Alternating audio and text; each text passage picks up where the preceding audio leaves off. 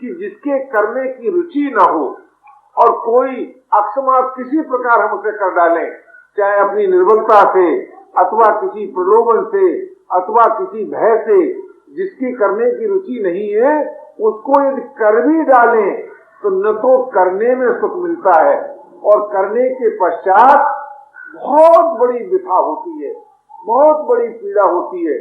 ये नियम है कि जिसके होने से हम व्यथित होते हैं, दुखी होते हैं, पीड़ित होते हैं, उसका होना बंद हो जाता है और जिसके न होने से दुखी होते हैं वो होने लगता है। इससे क्या सिद्ध हुआ कि विकास में हेतु एकमात्र दुख, और वो दुख क्या कम है। आज लोग कहते हैं क्या बताएं, संसार में बड़ा दुख है। हम कहते हैं भैया अगर सचमुच दुख होता हमारे जीवन में, अगर सचमुच दुख होता जीवन में तो हमारा विकास अवश्य हो जाता, और जब जब दुख हुआ है तब तब विकास हुआ। इसलिए भाई जरा विचार तो करें और बड़े धीरज से विचार करें कि यदि हम अपने जाने हुए असाधन का त्याग कर सकते हैं, अर्थात उसे नहीं दोहराते हैं, तब क्या होता है कि अपने आप साधन होने लगता है।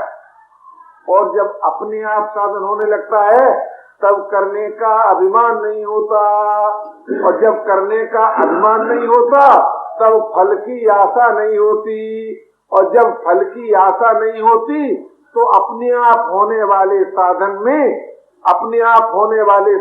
में निष्कामता आ जाती है। चाहे वो साधन कर्मयोग के आधार पर हो, यानी सेवा के रूप में हो, अथवा त्याग के रूप में हो, अथवा प्रेम के रूप में हो। जितने साधन हैं आप गंभीरता से विचार करें, 3 भागों में बढ़ जाते हैं। जब हम मिली हुई वस्तु योग्यता आदि के द्वारा किसी की सेवा करते हैं, अथवा यों को करुणित होकर किसी की जब सेवा करते हैं तब उसी का नाम सेवा हो जाता है। अथवा जब हम किसी वस्तु की वास्तविकता जानकर उससे ममता छोड़ते हैं तब उसका नाम त्याग हो जाता है। अथवा जब हम किसी में अविचल श्रद्धा करके उससे नित्य संबंध अथवा उसकी प्रियता स्वीकार करते हैं तब उसका नाम प्रेम हो जाता है। तो क्या कोई भी भाई, कोई भी बहन मिली हुई वस्तु सामर्थ्य योग्यता के द्वारा सेवा करने में पराधीन है? कदापि नहीं। क्या कोई भी भाई, कोई भी बहन अपने से दुखियों को देखकर करुणित होने में पराधीन है? पराधीन है? क्या कोई भी भाई, कोई भी बहन अपने से सुखियों को देखकर प्रसन्न होने में पराधीन है? कदापि नहीं। तो सेवा करने में हम सब पराधीन नहीं है। सेवा करने में कोई भी भाई कभी भी पराधीन नहीं है। सेवा का अर्थ ये नहीं है सरकार कि आप किसी दुखी का दुख मिटा सकें। सेवा का अर्थ है अपना सुख बांट सकें और पराये दुख से दुखी और पराये सुख से प्रसन्न हो सकें। इतनी सी बात है कि जिसको हम और आप सेवा के नाम से कहते हैं। लेकिन आप जानते हैं इसका फल क्या है? इसका फल बहुत बड़ा है। सेवा का फल क्या है? सेवा का फल है निर्विकार जीवन, निष्काम जीवन, अपने आप। और निर्विकार जीवन में क्या नहीं होता? सब कुछ होने लगता है। निर्विकारता की भूमि में ही तो योग का वृक्ष लगता है। निर्विकारता की भूमि में तो तत्व ज्ञान होता है।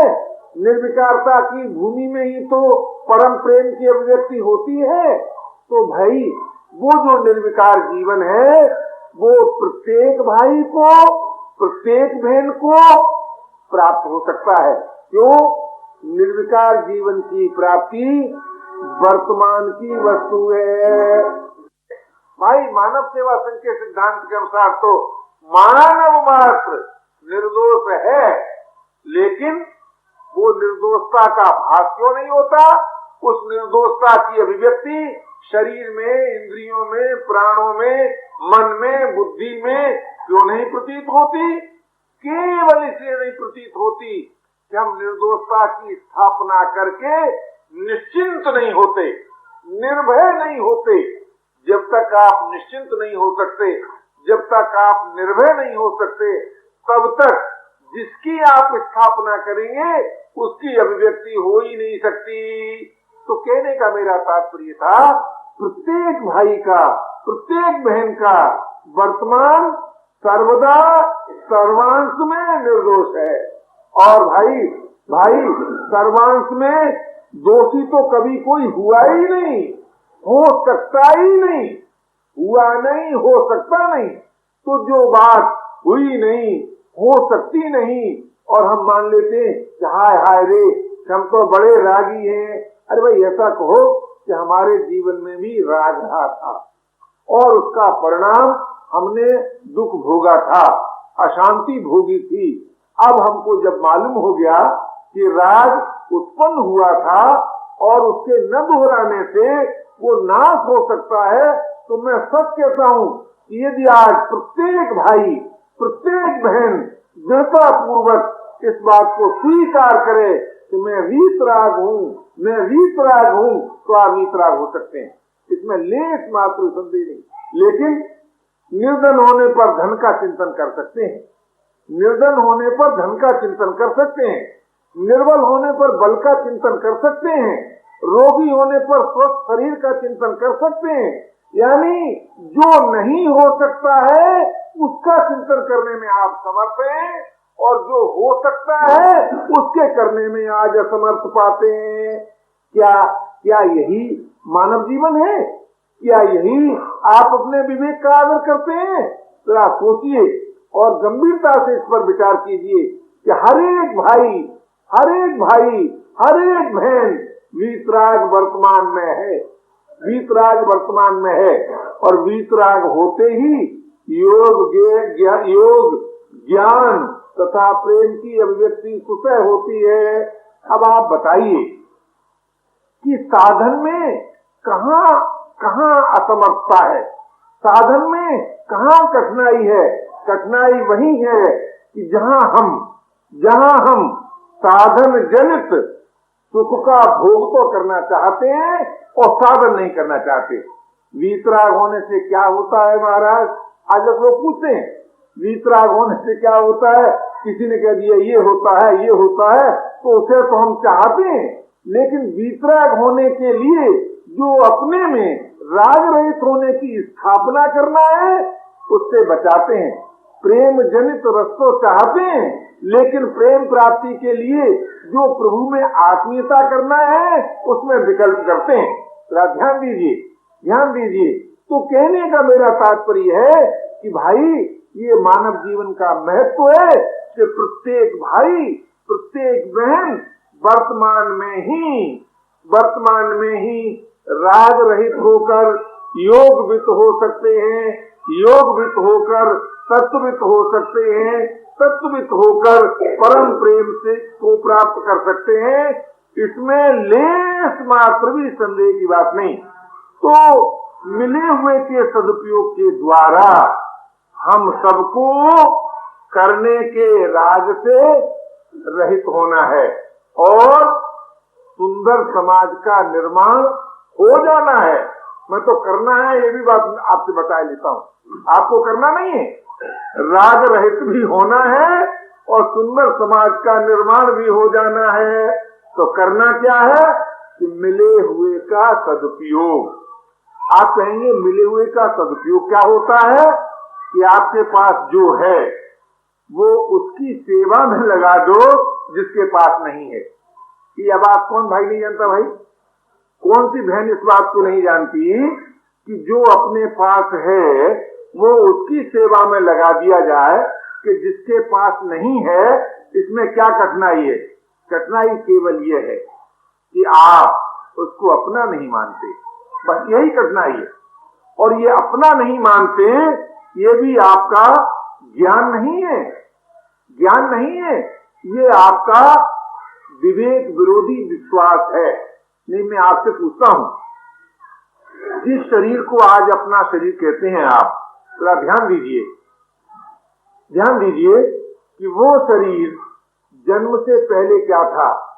आपको मानना पड़ेगा माता का रज, पिता का वीर। अच्छा भाई, वो रजवीर कहां से उत्पन्न हुआ? आपको मानना पड़ेगा भोजन से। भोजन कहां से आया? पृथ्वी से, जल से, वायु से, आकाश से इत्यादि। अच्छा, अब आप सोचिए कि आपका शरीर किसका हुआ? क्या उसी माँ का हुआ जिसका आपने दूध पिया था? इसका आप कोई भाई ये न समझ रहे तो उस माँ का नहीं हुआ। अगर आप असली माँ को तलाश करेंगे तो ये जो सारी सृष्टि जिसे आप कहते हैं, उस माँ का आपका शरीर हुआ। तो जब उस माँ का आपका शरीर हुआ तो आप जानते हैं सहोदर जो होते हैं वो भाई बहन होते हैं, भाई बहन होते हैं या भाई भाई होते हैं। तो जब सब भाई बहन है, भाई भाई है, तब फिर आपस में आप ये कैसे कह सकते हैं कि कोई ऐसा भी हो सकता है जो आपका नहीं है? आप नहीं कह सकते। आप नहीं कह सकते कि कोई ऐसा भी है जो आपका नहीं है। इतना ही नहीं, जरा और ध्यान दीजिए, और ध्यान दीजिए कि जिसे आप अपने से सुखी पाते हैं उसके साथ संबंध जोड़ने के लिए बड़े लाभायक रहते हैं महाराज। हमने देखा है कि जब हम किसी बड़े बड़े ऑफिसर के यहाँ ठहरते हैं तो हमारे पास फोन आते हैं, फोन शेख लोगों के, सिर्फ इसलिए नहीं जो बड़े भाई हमारे भक्त हैं, मैं सच कहता हूँ। इसलिए महाराज जी, आपके पास जस्टिस साहब कब बैठते हैं? वो ये सोचते हैं कि हम उसी समय पहुंचे जिस समय स्वामी जी के पास जस्टिस साहब बैठे हो, तो उनके सहारे जरा पहचान हो जाए। जरा सोचिए तो सही, ये जिस उदारता से, जिस हृदयशीलता से, जिस तत्परता से आप अपने से सुखियों के साथ मिलना चाहते हैं, क्या उसी उदारता से, क्या उसी तत्परता से, क्या उसी हृदयशीलता से आप अपने से दुखियों से भी मिलना चाहते हैं? जब ये प्रश्न सामने आता है तब जरा कुछ अपने में कुछ का कुछ दिखता है। तो भाई मेरे, जब आप और हम ये चाहते ही हैं कि जो कोई हमसे सुखी हो वो हमारा हो जाए, तो मैं आपसे पूछता हूँ कि जो आपसे दुखी है क्या वो ये नहीं चाहता कि आप उसके हो जाए? तो अपने लिए और कानून और दूसरों के लिए और कानून, अपने को दूसरे पैमाने से नापना और दूसरे को दूसरे पैमाने से नापना, ये मानवता नहीं है, ये मानवता नहीं है, ये प्रमाद है, ये भूल है। इसलिए भाई सभी आपके हो सकते हैं। अगर आप ऐसा नहीं मानते हैं तो एक और सत्य है, और वो सत्य ये है कि यदि सभी आपके नहीं हो सकते तो कोई भी आपका नहीं हो सकता। जब कोई भी आपका नहीं हो सकता तो कोई वस्तु भी आपकी नहीं हो सकती, और जब कोई वस्तु भी आपकी नहीं हो सकती तब आपका क्या अधिकार रह जाता है उससे ममता करने का, उस पर अधिकार जमाने का, उसका दुरुपयोग करने का कोई अधिकार नहीं रह सकता। अगर आप बहुत बड़े विवेकी बनते हैं तो सच मानिए आप अपने शरीर को भी अपना नहीं कह सकते। तो जब शरीर को भी अपना नहीं कह सकते, मन को भी नहीं कह सकते, बुद्धि को भी नहीं कह सकते, तब भी काम बन सकता है। और जब सभी को अपना कह सकते हैं तब भी काम बन सकता है। इसीलिए साधन निर्माण के लिए दो बातों की बड़ी आवश्यकता, या तो मिले हुए का सदुपयोग करो या बोले जाने हुए का आदर करो। चाहे तो मिले हुए का सदुपयोग करो और चाहे जाने हुए का आदर करो। मिले हुए के सदुपयोग से भी सुख दुखियों का हो जाता है, सुख दुखियों का हो जाता है, और फिर सुखी सुख की दास्ता से मुक्त हो जाता है। और जाने हुए का आदर करने से भी हम सुख दुख से असंग हो जाते हैं। कितनी सुंदर बात है, कितनी महत्वपूर्ण बात है कि चाहे हमारी परिस्थिति सुखमय हो अथवा दुखमय हो, सुख के सदुपयोग का जो फल है दुख के सदुपयोग का वही फल है। तो फिर बताइए हम और आप कैसे ये कह सकते हैं कि हम और आप वीतराग नहीं हो सकते, कि हम और आप योगवित नहीं हो सकते, तत्ववित नहीं हो सकते, प्रेम को नहीं प्राप्त कर सकते? ये कहना ही मानव जीवन की घोर निंदा है, घोर निंदा है। जो मानव होकर ये विश्वास करता है कि हम कर्तव्यनिष्ठ नहीं हो सकते, वो मानव जीवन की सबसे बड़ी निंदा करता है। और जो मानव होकर ये कहता है कि हम अपने को इतना सुंदर नहीं बना सकते कि हमें राष्ट्र की आवश्यकता न हो, हमें मजहब की आवश्यकता न हो, वो मानव जीवन की सबसे बड़ी निंदा है। इसलिए भाई मेरे, आज हमारे और आपके सामने जो मौलिक प्रश्न है वो है मानव जीवन के महत्व का।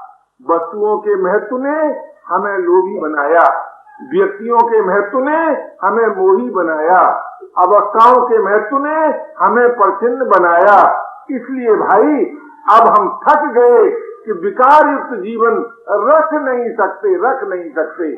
उसी के लिए आपके नगर में निर्माण निकेतन नाम का आश्रम बना।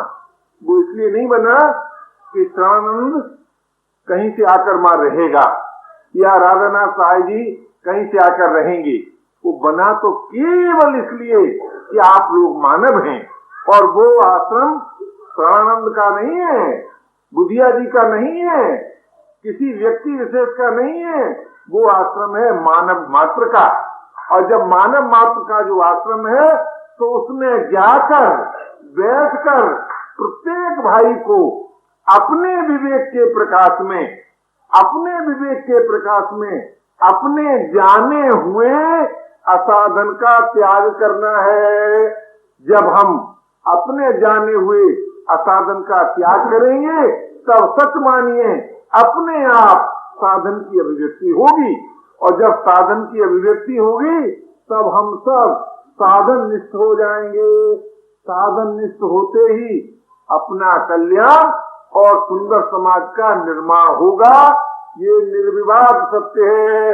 इसलिए भाई आज का जो प्रश्न है जीवन में वो बिल्कुल ये नहीं है कि आपको किसी और से कुछ लेना है अथवा कोई और आपको कुछ दे सकता है।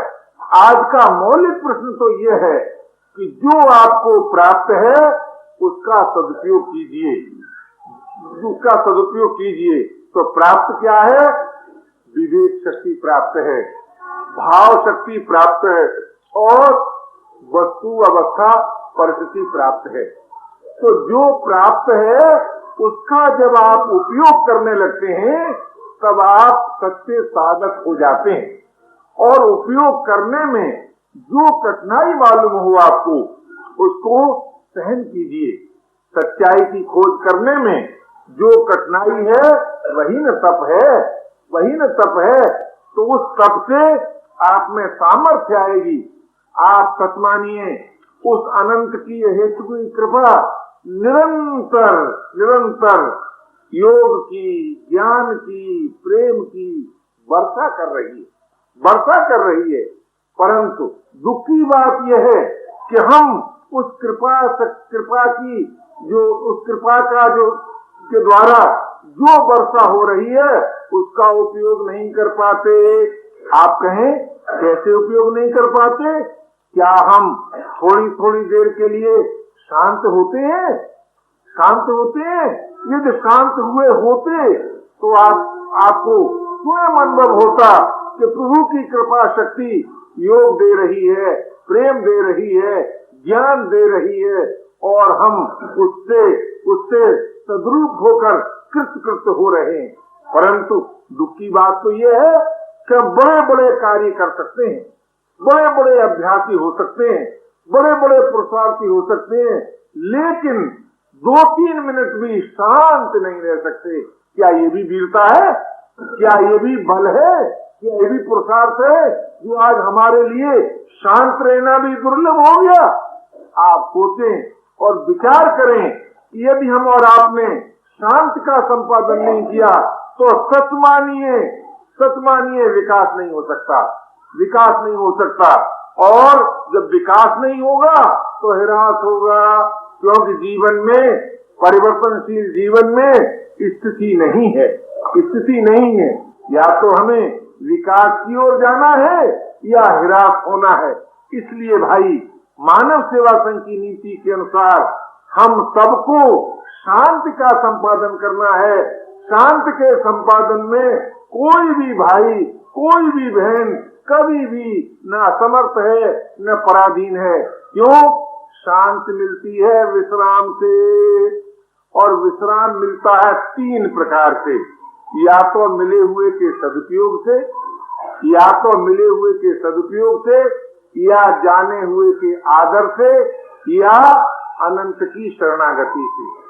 इन 3 बातों से पतित प्राणी को भी विश्राम मिल सकता है।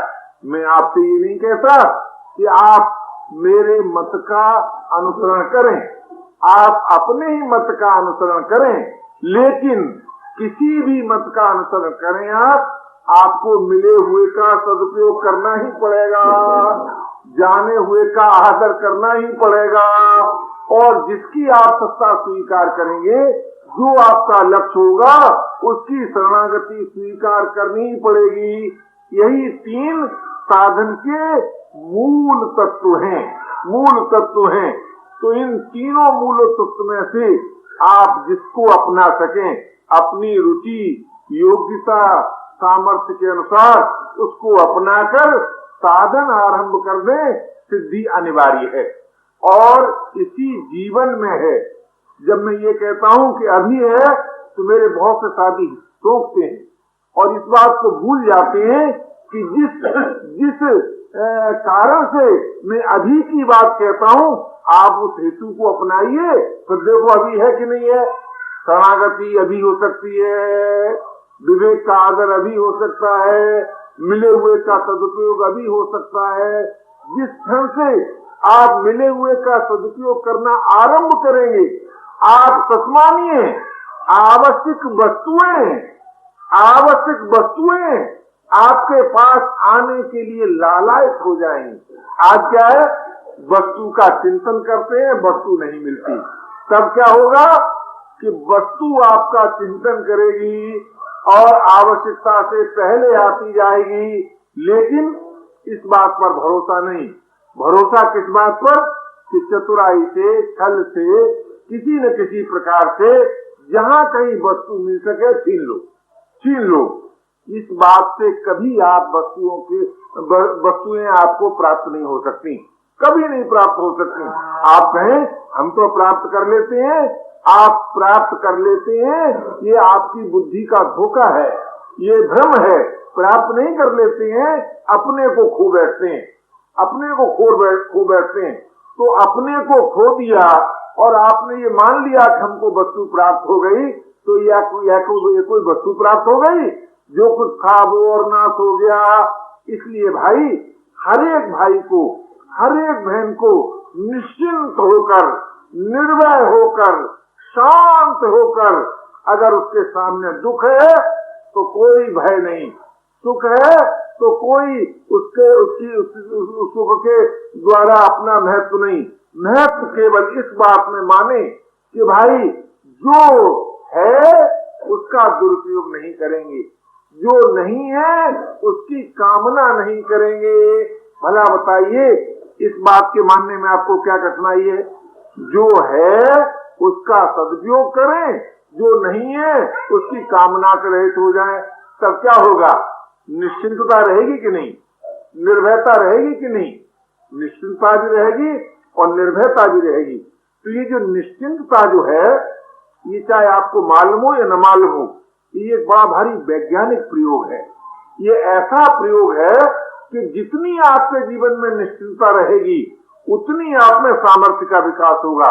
आज का रोगी रोग के भय से मर जाता है। मैं सच कहता हूं आपको, रोग मारे अगर 3 साल में तो उसका भय मार दे 1 साल में। क्यों? मरने से भाई क्यों डरते हो? जरा सोचो, जब से जन्म हुआ था क्या तभी से मृत्यु आरंभ नहीं हो गई? तो आप क्यों मरने से डरते हैं? मरने से, डरने से मरना बच जाएगा? बच नहीं जाएगा। प्राण शक्ति बड़ी तीव्रता के साथ क्षीण होती चली जाएगी और समय घट जाएगा और प्राण पकड़ उड़ जाएंगे। अगर आपके जीवन में मरने का डर नहीं है तो सच मानिए, प्रकृति का एक नियम है कि ये जो मानव जीवन आपको मिला है, ये किसी उद्देश्य की पूर्ति के लिए मिला है। अगर आपका जीवन अभी से उस उद्देश्य की पूर्ति में लग गया है, कल्पना करो कि प्रारब्ध कर्म के अनुसार आपकी प्राण शक्ति समाप्त हो गई हो तब भी बढ़ सकती है, ये भी एक विधान है। पर इस विधान को कोई बिरले ही जान पाते हैं। इसलिए भाई निश्चिंतता पूर्वक, निर्भयता पूर्वक आप मिले हुए का सदुपयोग कीजिए अथवा दुरुपयोग मत कीजिए, और जो नहीं प्राप्त है उसकी कामना से रहित हो जाइए। कामना से रहित होते ही क्या होगा कि जो आपकी आवश्यक वस्तु है, जो आपके लिए आवश्यक सामर्थ्य है, जो आपके लिए आवश्यक योग्यता है, वो अपने आप आएगी। पर जब वो आ जाए तो उसका भोग मत कीजिए, उसका उपयोग कीजिए और उसमें ममता मत कीजिए। बस ये दो बातें करते हुए हर भाई, हर बहन अपनी ही परिस्थिति में साधन का निर्माण कर सकते हैं, अथवा यूं कहो कि साधन निष्ठ हो सकते हैं। तो जैसा जैसा आप मिले हुए का सदुपयोग करते जाएंगे, वैसा ही वैसा जाने हुए का आदर होता जाएगा। पहले कर्तव्य का ज्ञान होता है, फिर वस्तु के स्वरूप का ज्ञान होता है, फिर वस्तु से असंगता होती है। जिस समय वस्तु से असंगता होती है उसी समय हरेक भाई को, हरेक बहन को तत्व ज्ञान हो जाता है, और तत्व ज्ञान के होते ही अपने आप प्रेम की अभिव्यक्ति होती है, और प्रेम की अभिव्यक्ति होने से हम सबका जीवन रसमय हो जाता है, रस से परिपूर्ण हो जाता है। और जब जीवन रस से परिपूर्ण हो जाता है तो किसी विज्ञान वेता से पूछिए अथवा किसी मनोविज्ञानी से पूछिए, निरसता ही काम की भूमि है। जहाँ निरसता रहती है वहीं कामनाएं रहती हैं, और जहाँ रस की अभिव्यक्ति है वहाँ काम नहीं रहता, और जहाँ काम नहीं रहता वहाँ आस्तिक दर्शन की दृष्टि से राम रहता है। जहाँ काम नहीं रहता वहाँ अध्यात्म दर्शन की दृष्टि से स्वाधीनता रहती है, अमरत्व रहता है, चिन्मय जीवन रहता है। जहाँ काम नहीं रहता भौतिक दर्शन की दृष्टि से वहाँ दुख की निवृत्ति और चिर शांति निवास करती है। कहने का मेरा तात्पर्य है कि भाई काम रहित होने में ही, राग रहित होने में ही समस्त विकास नियत है, और राग रहित होने में प्रत्येक भाई सर्वदा स्वाधीन है, इसमें लेस मात्र भी संदेह नहीं है। अतः हम सबको जो कुछ मिला है उसका सदुपयोग करें। किसके नाते? किसके नाते? विश्व के नाते, अथवा कर्तव्य बुद्धि से, अथवा प्रभु के नाते। विश्व के नाते मिले हुए का सदुपयोग जीवन को विश्व प्रेम से परिपूर्ण कर देता है। कर्तव्य बुद्धि से मिले हुए का सदुपयोग राग रहित कर देता है, राग रहित कर देता है, और प्रभु के नाते मिले हुए का सदुपयोग प्रभु प्रेम प्रदान करने में समर्थ होता है। इस दृष्टि से प्रत्येक भाई, प्रत्येक बहन अपनी प्राप्त परिस्थिति के सदुपयोग से ही दिव्य चिन्मय जीवन को भी प्राप्त कर सकते हैं, प्रभु प्रेम को भी प्राप्त कर सकते हैं। यही मानव जीवन का उद्देश्य है, और यही इसी में मानव जीवन का महत्व है। ओम